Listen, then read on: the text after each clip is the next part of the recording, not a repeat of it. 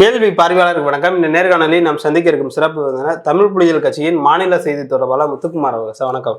வணக்கம். அண்ணா பல்கலைக்கழக மாணவ விவகாரத்தில் ஞானசேகரன் என்பவருக்கு மீது குற்றச்சாட்டு நிரூபணம் ஆகிக்கிறது. கிட்டத்தட்ட ஒரு 12 குற்றச்சாட்டுகளை 11 நிரூபிச்சிட்டாங்க. தண்டனை ஒரு 2ஆம் தேதி வழங்க இருப்பதாக சொல்லியிருக்காங்க. கூடுதலாக பார்த்தோம்னா அந்த நீதிமன்றத்தில் என்ன நடந்தது, குறிப்பாக பார்த்தோம்னா எதிர்கட்சி தலைவர் கூடிய எடப்பாடி பழனிசாமி யார் இந்த சார் இந்த மாதிரியான பல்வேறு கேள்விகள்லாம் முன் வச்சிருக்காரு தற்போது வரைக்கும் கூட. இந்த சம்பவத்தை நீங்க எப்படி பாக்குறீங்க? அண்ணா பல்கலைக்கழக விவகாரத்தில் பார்த்தீங்கன்னா ஞானசேகரன் ஒரு குற்றவாளி என்பதில் அது அன்றைக்கே தெரிந்த உண்மை, அதில் எந்த மாற்று கருத்தும் இல்லை. அப்போ ஒரு மாணவியை கொடூரமாக பாலியல் பலாத்காரம் செஞ்சது மட்டும் இல்லாமல் அவருடைய தொடர் நடவடிக்கையாகவே அப்படி தான் இருந்திருக்கின்றது நிரூபணமான விஷயம்தான். அந்த விவகாரத்தில் பார்த்தீங்கன்னா ஏதோ ஆளுங்கட்சி சம்மந்தப்பட்டது போல் பொள்ளாச்சி விவகாரத்தில் ஆளுங்கட்சி சம்மந்தப்பட்ட விஷயத்தில் எப்படி அனைத்து கட்சிகளும் போராடினாங்களோ அது மாதிரி இதையும் கொண்டு வருவதற்கு சில சதித்திட்டங்கள் பண்ணாங்க. இதில் காவல்துறை மிக தெளிவாகவே தன்னுடைய செய்தியை அவரோட விசாரணை பண்ணதில் யாரெல்லாம் குற்றவாளிகள் என்பதை மிக தெளிவாக சொன்னாங்க. இதில் யாருமே குற்றவாளி இல்லை, ஞானசேகரன் மட்டும்தான். யார் அந்த சார் அப்படிங்கிற விஷயம் பார்த்திங்கன்னா இது பூதகரமாக கிளப்பப்படுறது, வதந்தி அவதூறு, இது கலப்பப்படுறது, இது அப்படி ஒரு செய்தியே இங்கே கிடையாது அப்படிங்கிறத மிக தெளிவாக அவர் பதிவு செஞ்சார். காவல்துறை அதிகாரி நேரடியாகவே பதிவு செஞ்சாங்க.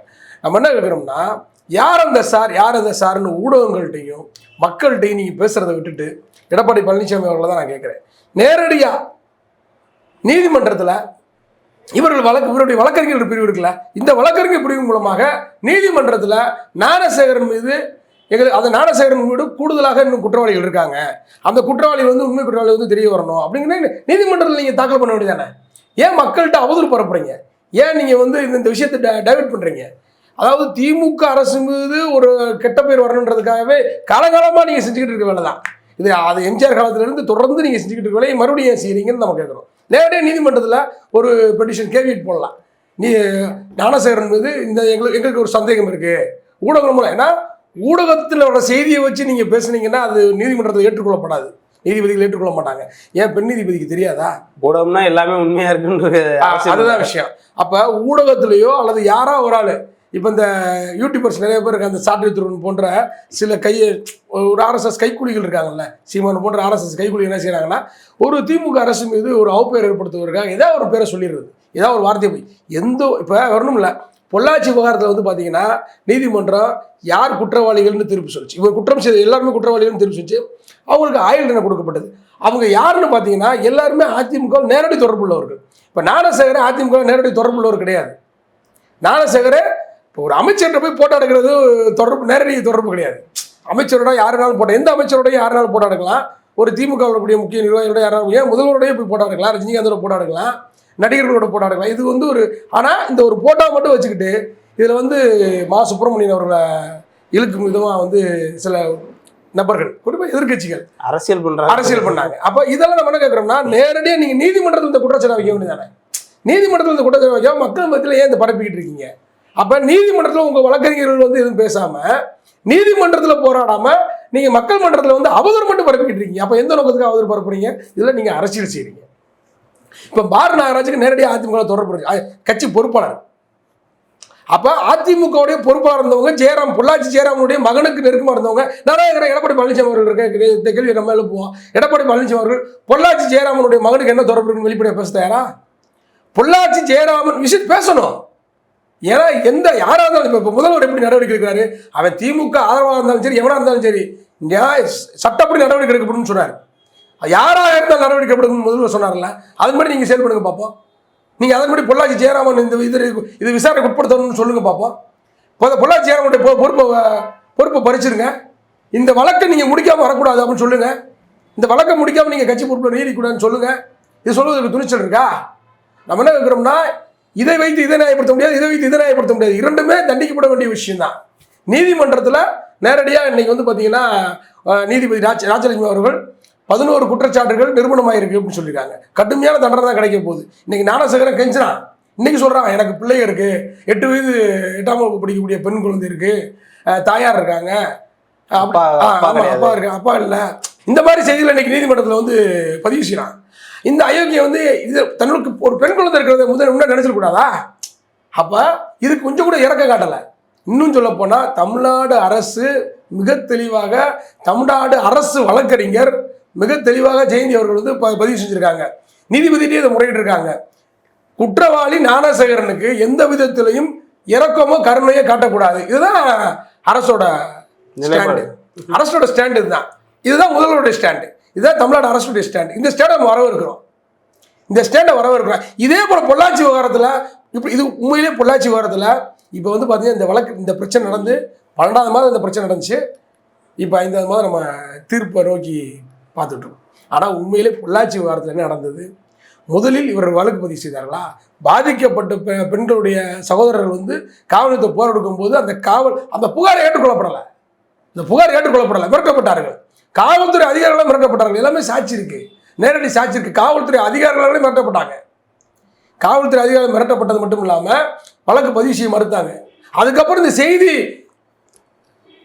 அதாவது சமூக ஊடகங்களில் பரவியதற்கு பிறகுதான், அனைத்து கட்சிகளும் போராட்டத்திற்கு பிறகுதான் இந்த வழக்கு பதிவு செய்யப்பட்டது.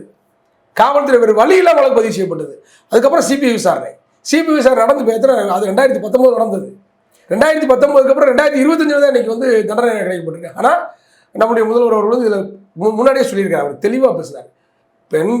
பெண்களை வந்து மானவாக்கப்படுத்தக்கூடிய, பலாத்காரம் செய்யக்கூடிய நபர்களுக்கு இரக்கம் காட்ட மாட்டோம், நீதி சட்டப்படி அவங்களுக்கு தண்டனை கிடைக்கும்னு சொன்னார். கிடைச்சிருச்சு. ஆனால் அந்த வாரத்தில் அப்படி கிடையாது.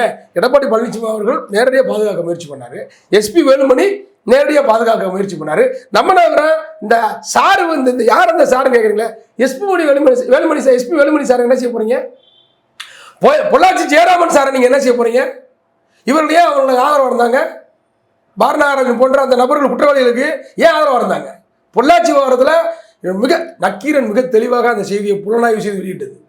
நக்கீருடைய செய்தி இன்னமும் நக்கீரனுடைய செய்தியில் வந்து பார்த்தீங்கன்னா இப்போ வரைக்கும் அவங்களுடைய அந்த விஷயத்தில் வந்து உண்மையை வெளிக்கொண்டு வரதில் நக்கீரன் கோபாலருடைய பங்களிப்பு மிக நேர்மையாக இருந்து பங்களிப்பை செலுத்தினார். அப்புறம் என்ன இருக்கிறோம்னா, இது மாதிரியான கேள்விகள்லாம் நீங்கள் பொள்ளாச்சி விவகாரத்தில் எழுப்பலையா? எடப்பாடி பழனிசாமி அவர்கள் ஏன் பொள்ளாச்சி விவகாரத்தில் எழுப்பல? பொள்ளாச்சி விவகாரத்தில் இது மாதிரி நீங்கள் கேள்வி எழுப்பணும்ல. எஸ்பி மணி சாரை காப்பாற்றிருக்கீங்கல்ல, பொள்ளாச்சி ஜெயராமனை காப்பாற்றிருக்கீங்கல்ல. இதுலையும் நம்ம என்ன இருக்கிறோம்னா, நம்முடைய முதல்வருக்கு ஒரு கோரிக்கை வைக்கிறோம். உண்மையாகவே எஸ்பி வேலுமணி அவர்களுக்கோ அல்லது பொள்ளாச்சி ஜெயராமன் அவர்களுக்கோ பொள்ளாச்சி ஜெயராமன் அவருடைய மகனுக்கோ எந்த தொடர்பு இருந்தாலும் கண்டிப்பாக தண்டனை வந்து கிடைக்கணும். அதில் எந்த மாற்று கருத்து இருக்கக்கூடாது. ஏன்னா நம்ம வந்து நம்முடைய முதல்வர் வந்து பார்த்தீங்கன்னா சமீப காலமாக வந்து அதான் எச் ராஜாவுக்கு உண்மையிலே என்னை கேட்டால் நம்ம சக்கரை வாயில் போடணும். எச் ராஜா வாயில் சக்கரை தான் போடணும். ஏன்னா ஸ்டாலின் இஸ் டேஞ்சரஸ் மோர் தென் கருணாநிதினு சொன்னார் இல்லையா?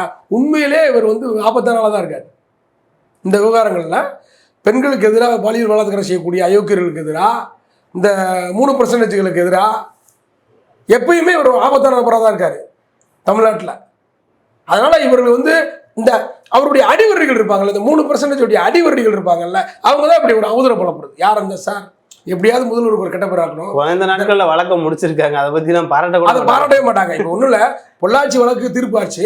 பொள்ளாச்சி வழக்கு தீர்ப்பாகும்போது என்ன சொன்னாங்கன்னா, இவங்கெல்லாம் இந்த வழக்கு எப்போ நீங்கள் தீர்ப்பு சொல்லுவீங்க, இதை நீங்கள் முடிச்சிருவீங்களா அப்படின்னு சமூக ஊடகங்களில் எதிர்க்கட்சி சொல்லிட்டு எல்லாருமே பதிவு பண்ணாங்க. இப்போ தீர்ப்பு வந்துருச்சு. இப்போ என்ன உடனே வேற வழிக்கு போகிறாங்க. அப்போ இவருடைய நோக்கம் என்னவாக இருக்குன்னா, அவதூறு பரப்புவதற்கு மட்டும்தான் இவருடைய நோக்கமாக இருக்கோ தவிர உண்மையாகவே நேர்மையாக பாதிக்கப்பட்ட பெண்களுக்கு நீதி கிடைக்க வேண்டும் என்ற எண்ணம் ஒரு துளியும் இல்லை. இதுதான் எதிர்க்கட்சி தலைவர் இருக்கக்கூடிய எடப்பாடி பழனிசாமிக்கும் சரி, அதனுடைய அடிவரையில் இருக்கக்கூடிய அனைத்து எதிர்க்கட்சிகளுக்கும் இப்படித்தான் ஒரு நிலை இருக்கு. இந்த அண்ணாநகர் பாலியல் வழக்கில் வந்து அவருக்கு அதிகபட்ச தண்டனை வேணும்னு சொல்லி தமிழ்நாடு அரசு வழக்கறிஞர் சொல்லியிருக்காங்க. பொதுவாக மக்கள் வந்து என்ன எதிர்பார்க்குறாங்க? அந்த மக்கள் வந்து துப்பாக்கி சூடு நடத்தணும்னு எதிர்பார்ப்பாங்க. மக்கள் வந்து தூக்கு தண்டனை வேணும்னு எதிர்பார்ப்பாங்க. மக்கள் வந்து அடிச்சிய கொள்ளணும்னு எதிர்பார்ப்பாங்க. இது ஒரு உணர்ச்சியின் வெளிப்பாடு. நம்ம சட்டத்தின்படி தான் செயல்படணும். ஆயுள் தண்டனை ஒரு சரியான தீர்ப்பு தான். இன்னொன்று வந்து பார்த்தீங்கன்னா, அவனுக்கு வந்து இது போன்ற செயல்பாடுகள், இது போன்ற அயோக்கியத்தனங்கள் இனிமேல் நடக்க விடாத வண்ணம் இவர்களுக்கு வந்து நம்ம தண்டனை வழங்குவது, கூடுதல் தண்டனை வழங்கணும். சாகுமுறை சிலையாக இருக்கட்டும். இன்னும் சொல்ல போனால் இப்போ பெண்களை வந்து ரொம்ப முக்கியமான விஷயம் நம்ம கவனிக்க வேண்டிய விஷயம் கேட்டிங்கன்னா, நம்ம வந்து இந்த வழக்கு சிறைப்படுத்துவது, அது துப்பாக்கி நடத்துவது, அவனை கொலை பண்ணணும், என்கவுண்டர் பண்ணணும், இப்படி தான் பேசிக்கிட்டு இருக்கோம். பெண்களை போதைப் பொருளாக பார்க்கக்கூடிய ஒரு பார்வை இருக்கு இல்லையா? ஒரு பெண்களை போதைப் பொருளாக, இப்போ வந்து பார்த்தீங்கன்னா பெண்களை வந்து போதைப் பொருளாக தான் ஒவ்வொரு டிவி சேனல்களையும் சரி, விளம்பரங்கள்லையும் சரி, சினிமாக்கள்லையும் சரி, எழுத்துக்கள்லையும் சில எழுத்தாளருடைய சில எழுத்துக்கள்லையும் சரி பெண்களை போதைப் பொருளாக காட்டுறாங்க. பெண்கள் வந்து போதைப் பொருள் அல்ல. அது வந்து ஒரு பொருளாக காட்டுறாங்க. அது ஒரு உணர்வு, பெண்களுக்குன்னு ஒரு உணர்வு இருக்குது. அந்த பெண்களுடைய உணர்வை மதிக்கணும். நம்ம என்ன சொல்றோம்னா, தமிழர் தந்தை பெரியார் பெண் ஏன் அடிமையானால் அப்படிங்கிற விஷயத்தை ரொம்ப நிறைய அவர் பேசியிருக்காரு. அந்த புத்தகங்கள்லாம் வந்து பார்த்தீங்கன்னா பாடத்திட்டங்களே சேர்க்கப்படணும், பள்ளி பாடத்திட்டங்களே சேர்க்கப்படணும். 5ஆம் வகுப்புக்கு மேலே இருக்கணும்னா இல்லை, அனைத்து வகுப்புலையும் வந்து பார்த்தீங்கன்னா இந்த பாடத்திட்டங்கள் சேர்க்கப்படணும். இன்னும் பெண்களுக்கு நிறைய விழிப்புணர்வு ஏற்படுத்தணும். பெண்களுக்கு தற்காப்பு கலை மட்டுமல்ல, விழிப்புணர்வு ஏற்படுத்தணும். ஏன்னா இன்னைக்கு வந்து பார்த்தீங்கன்னா பெண்களை மனநிலையும் அப்படிதாங்க இருக்கு. இன்னைக்கு ஆண்களுடைய மனநிலையும் அப்படித்தான் இருக்கு. பெண்களை ஒரு போதை பொருளாக பார்க்கக்கூடிய மனநிலை தான் இருக்கு. இந்த மனநிலை நம்ம எப்போ மாற்ற போகிறோம்? எப்படி ஒரு இந்த ஜாதியை சேர்ந்தவன் இழிவானா அப்படிங்கிற ஒரு மனநிலை இங்கே இந்தியாவில் இருக்கோ, அது மாதிரி தான் பெண்களையும் பார்த்தா ஒரு ஒரு ஒரு ஆபாசமாக பார்க்கக்கூடிய பார்வை தான், ஒரு கவர்ச்சி பொருளாக ஒரு பொருளாக பார்க்கக்கூடிய ஒரு பார்வை தான் இன்னைக்கு இங்கே பெரும்பான்மையான ஆண்கள்ட்ட இருக்கு. இந்த நிலை, இந்த மனநிலை மாறணும்னு சொன்னால் பாடத்திட்டங்களில் பெண்களுக்கு ஆதரவான, இன்னைக்கு அதான் பெரிய பெண் என் அடிமையான போன்ற அந்த கருத்துக்கள்லாம் பெண்களுக்கும் சரி ஆண்களுக்கும் சரி இதெல்லாம் சொல்லிக் கொடுத்து வளர்க்கப்படணும். இதுதான். ஏன்னா பெண்களை போதைப் பொருளாக பார்க்கக்கூடிய அத்தனை விஷயங்கள் தகர்க்காமல் இது போன்ற சம்பவங்களை நம்ம தீர்க்க முடியாது. இது போன்ற சம்பவம் நடந்துகிட்டு இருக்காங்க. கடுமையான தண்டனையின் மூலம் மட்டுமே இதுக்கு தீர்வு ஏற்படுத்த முடியாது. மனநிலை மாற்ற வேண்டியது, ஆண்களுடைய மனநிலையவே மாற்ற வேண்டியதாக இருக்குது. ஏன் பெண்கள் இப்படி உடை போடுகிறார்கள், பெண்கள் ஏன் இப்படி இது பண்ணுறாங்க அப்படின்னு சொல்லி ஆபாசமாகவே பெண்களை வந்து பார்க்கக்கூடிய பார்வை இங்கே நிறையா இருக்குது. அது மாற்றம் இல்லை, அதில் மாறலைன்னு சொன்னால் எந்த நிலையும் மாறாது. இங்கே ஆண்களுடைய பெரும்பான்மை ஆண்களுடைய மனநிலை மாற்றுவதற்கான பயிற்சி வகுப்புகள் இங்கே அவசியம். நன்றி சார். நன்றி.